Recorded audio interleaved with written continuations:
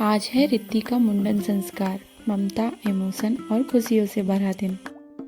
रात में मैं बस रिद्धि के बालों को जी भरकर देख रही थी क्योंकि सुबह हमें जाना था रिद्धि का मुंडन कराने। पता नहीं क्यों मन बड़ा बेचैन था। मन नहीं कर रहा था उसके बाल कटवाऊं, पर संस्कार है, करवाना तो जरूरी है।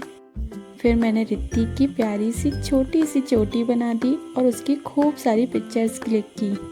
उसके प्यारे से बालों के साथ खूब सारी मस्ती की और फिर हम सो गए क्योंकि सुबह सुबह हमें निकलना था कैला देवी के मंदिर। और फिर सुबह 4 बजे ही हम निकल पड़े मुंडन के लिए। रास्ते में रिद्धि और उसके पापा की मस्ती चालू थी और फूफा जी जरा सीट से क्या हटे, रिद्धि ने तो फूफा जी की सीट पर कब्जा ही कर लिया। रिद्धि बोली, अब कार तो मैं ही चलाऊंगी।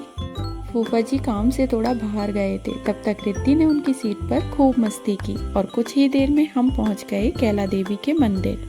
और यहाँ रिद्धि अपनी प्यारी सी मुस्कान के साथ बुआ की गोद में मंदिर की ओर जा रही है। देखो ना कितनी प्यारी लग रही है। मुंडन से पहले तो रिद्धि बहुत खुश थी। हमें देखना था ये मुंडन में खुश रहती है या रोती है। और फिर हम सब ने प्रसाद की थाली ली और निकल गए माँ के दर्शन करने। उस समय मंदिर बंद था तो हमने सोचा पहले मुंडन करा लेते हैं, इसके बाद माँ के दर्शन करेंगे।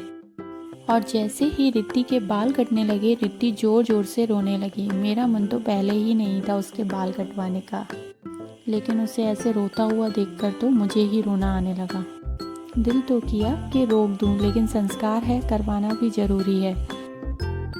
कहते हैं मुंडन संस्कार बच्चे को पिछले जन्म के कर्मों से मुक्ति दिलाता है और सारी नेगेटिविटी को खत्म करता है। और रिद्धि के सारे बाल बुआ अपने साड़ी के पल्लू में ले रही थी। हमारे यहाँ इसे आटे की लोई में भरकर माँ के चरणों में समर्पित कर देते हैं और बच्चे के सर पर हल्दी लगाते हैं।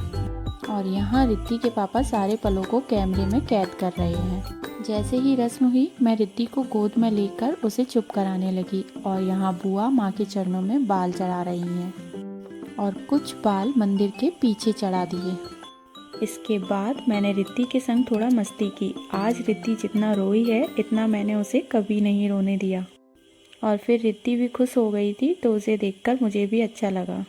और मुंडन के बाद हमारे यहाँ बच्चे को नहलाकर बुआ के दिए हुए कपड़े पहनाए जाते हैं। लेकिन अब बच्चों के हिसाब से थोड़ी सर्दी पड़ने लगी है और पानी भी बहुत ठंडा था, तो हमने रिद्धि को गीले कपड़े से साफ करके और उसके कपड़े चेंज कर दिए। और अब देखिए हमारे प्यारे टकलू और उसके पापा की मस्ती फिर से शुरू हो गई। इसके बाद हम सब ने माता रानी के दर्शन किए और फिर हम निकल आए अपने घर के लिए।